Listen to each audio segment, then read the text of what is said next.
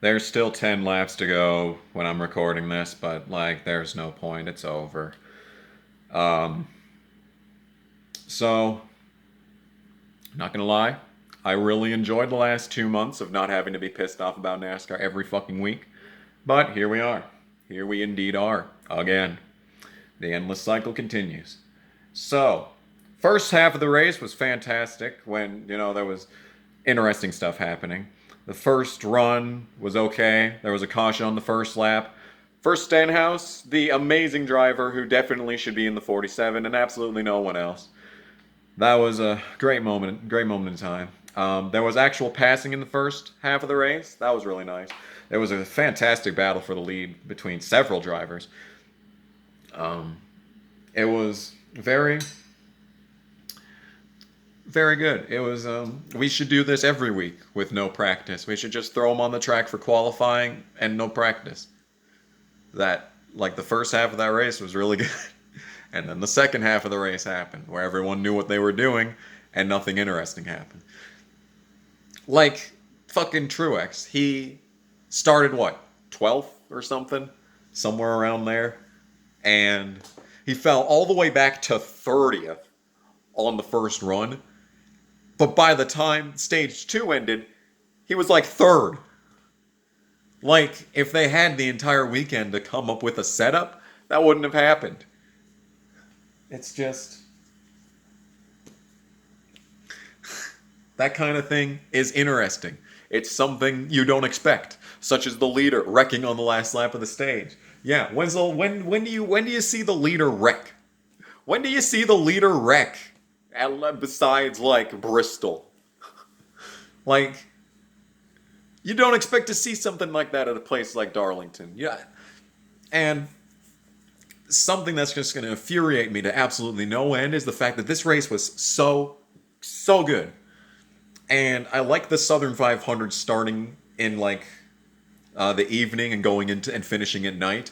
But the thing is that the night race is pretty trash. It's pretty trash in comparison to especially the first half of this race.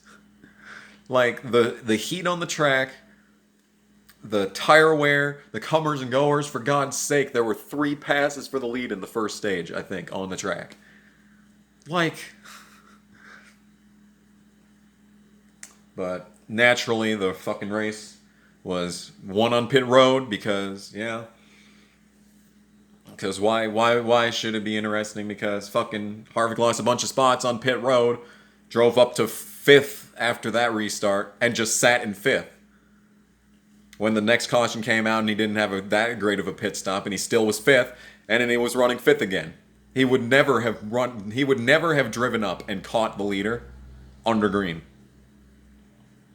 I don't know if that has to do with the fact that his car wasn't quite that good in this race, or if you can put the blame solely on the package for that. But the fact of the matter is that Harvick would not have won this race if they didn't just hand him the first spot on pit road.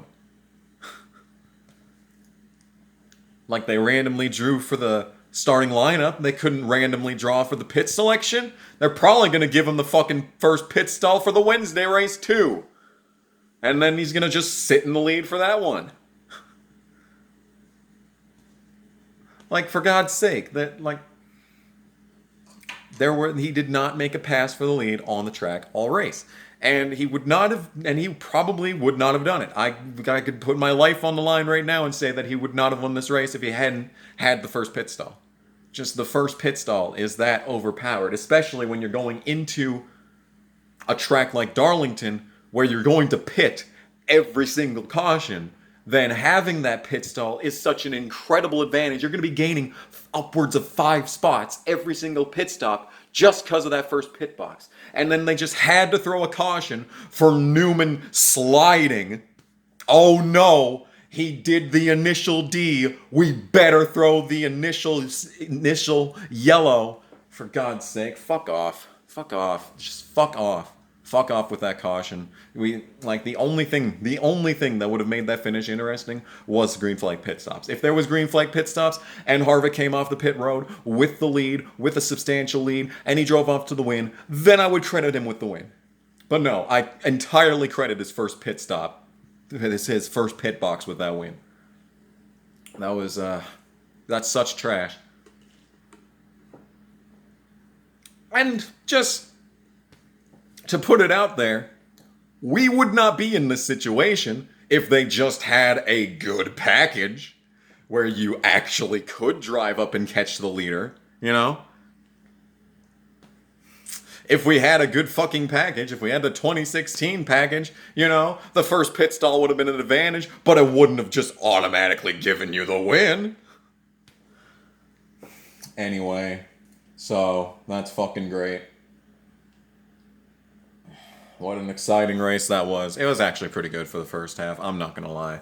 The first half with the random things that happened. There were a lot of self-spins today. I don't know if that's just a green track, a poor setups, you know, cold tires, combination of all that. But yeah, that was a pretty mediocre, middle of the line, 5 out of 10 race. I'm